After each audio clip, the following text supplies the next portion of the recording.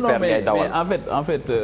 mais nee nañ c'est la vérité des prix qu'on va désormais appliquer en fait. Oui, ci biir campagne électorale bi dañu déggoon candidat boo xamante ni waxoon na ko bi mu ko waxee am ñu ko attaqué ne ko li ngay wax wérul mu ne gars yi nee nañ ko bu ñu jógee ci présidentielle bi rek dinañ appliquer la vérité des prix. ñun am nañ chance recevoir Aminata Touré ci quartier général ci biir koor gi. laaj nañ ko laaj bi ndax xam-xamam ci loolu la màcc mu liggéeyoon ci trop aussi. avec le candidat Macky Sall pour nu ñuy maintenir prix yi ba du am hausse mu wax ne carrément effectivement il faudra que hausse bi am donc on le constate aujourd'hui mais man li may intéressé mooy incidence bi hausse bi di am ci lépp loo xamante ni gasoil moom moo ko war a doxal ndax ça commence par ça mais après dafay am incidence est-ce que du egg ci borom mburu bi est-ce que du egg ci gaz bi mënul jóg est-ce que nangam mënuñ jóg bu yooyu amee cherté bi am mais ci la pénurie yi donc di commencer donc je pense que tout se tient te aujourd'hui il faut ñu préparer opinion bi ci li nga xamante ni moom la hausse bi mën a jur et je pense que quelqu'un comme Mame Boye dinañu mën a apporter ñoom ay réponses par rapport à ça mooy aujourd'hui hausse bi yan incidence la nar a am sur ci panier de la ménagère tout court wala ci poche sénégalais bi. alors plateforme bi nga bokk juge dem xam naa am nañ gis-gis tamit ci wàllu dund ni askan wi ak carburant bi nga xam ni day yokku. mais bien sûr xam nga bi ñu waxee léegi vérité des prix. daf ñu bett parce que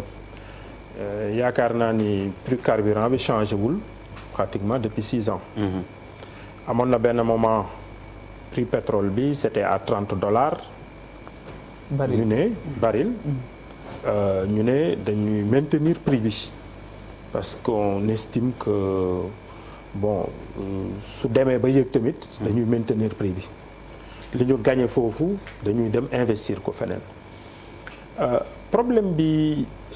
question bi indi mooy suñu xoolee semaine yee passé dañoo wax ni état bi dafa am problème trésorerie ñu wax ko fii ñu weddi ko mu amoon sax benn rapport Banque mondiale bu ko wax ministère des finances génne communiqué weddi ni amuñu problème trésorerie waaw léegi état bu ne man damay maintenir prix bi quel que soit le prix du baril mu toog ba benn moment ne léegi man vérité des prix laay appliqué te gis nga comme ni ko Pape Djibril waxee su fekkee ni prix carburant bi su yokkee day am incidence ci prix yu yeneen prix produits yu bëri ci ñu ngi wax ni prix courant bi ak yeneen donc loolu day wane ni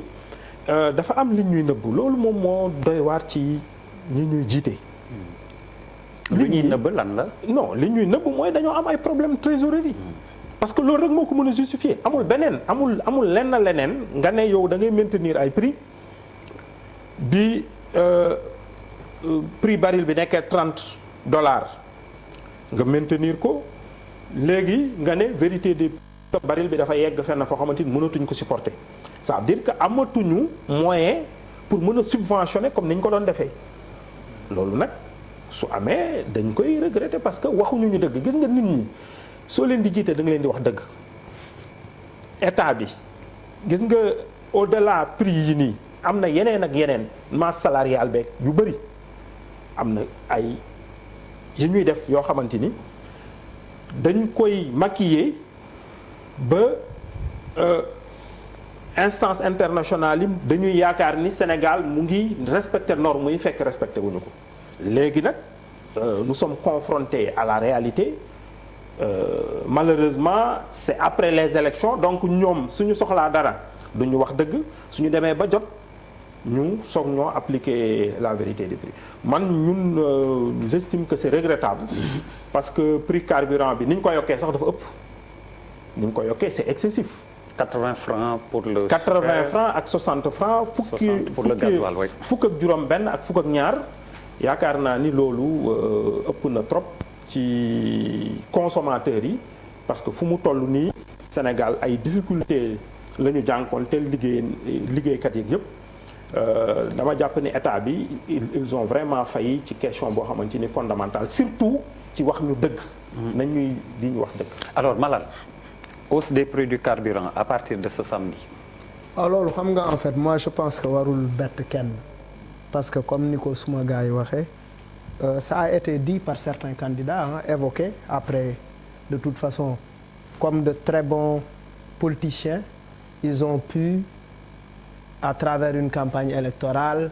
wax bu bëri mais là on est en face d'une situation bi lan la mooy ci kan lay metti finalement mooy ñun suba lakkatu mburu bi il utilise du gasoil kii ndox mi dafay yokk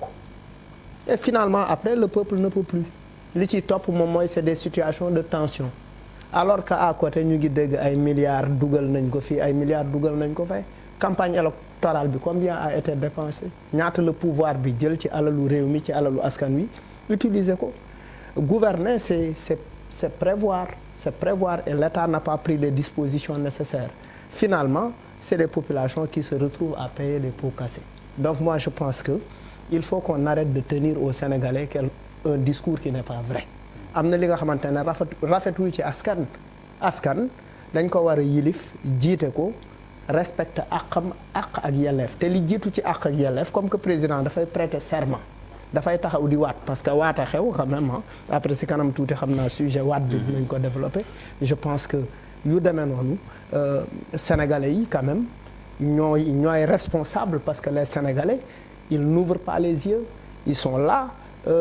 ils sont manipulables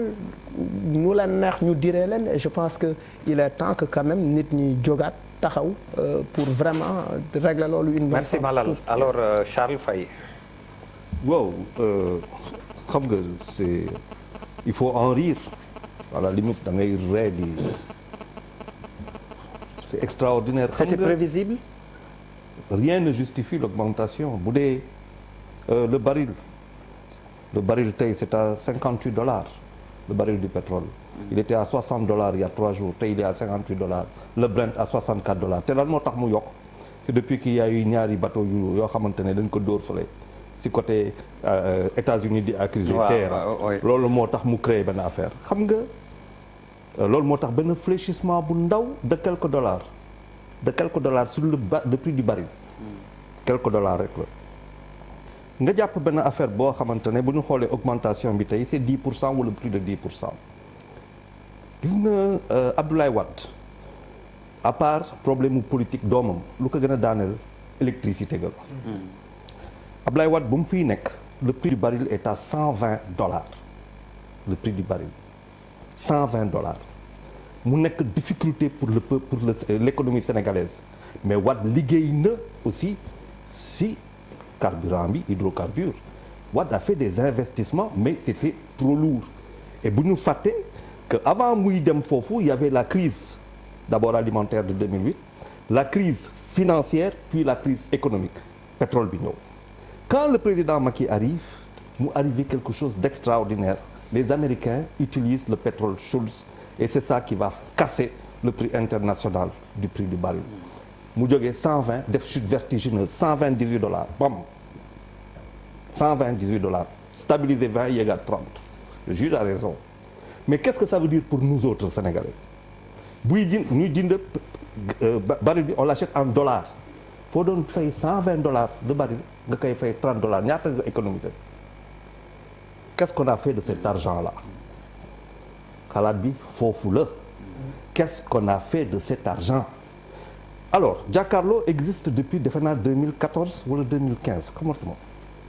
je me rappelle que fii wax nañ ko fii baril bi wàcc na wax nañ ko fii du benn du ñaar la grille des prix la grille n'avait pas été respectée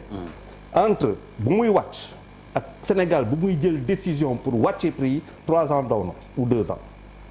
donc quand même pendant 3 ans ils se sont fait du blé qu'est-ce qu'ils en ont fait Diamniadio dem investir foofu xaalis bu dul jeex mais lan la lay indil dans l'immédiat fokk lu dul ay bor yu ngay fay non pare guma xaaral parce que pétrole bi il faut que ñu wax Sénégalais yi aujourd'hui problème de taxe wax nga ko amuñu xaalis mais Sénégal aujourd'hui bu ñu xoolee les distributeurs yoo xamante ne ñëw nañ fi les grands noms yu fi ñëw Auchan ñeneen ak ñeneen nekk ce sont les plus grands collecteurs d'impôts mais bu ñu fàtte que avant marché lañ doon dem fay mais boo demee marché doo fay TVA kan mooy dem marché di fay TVA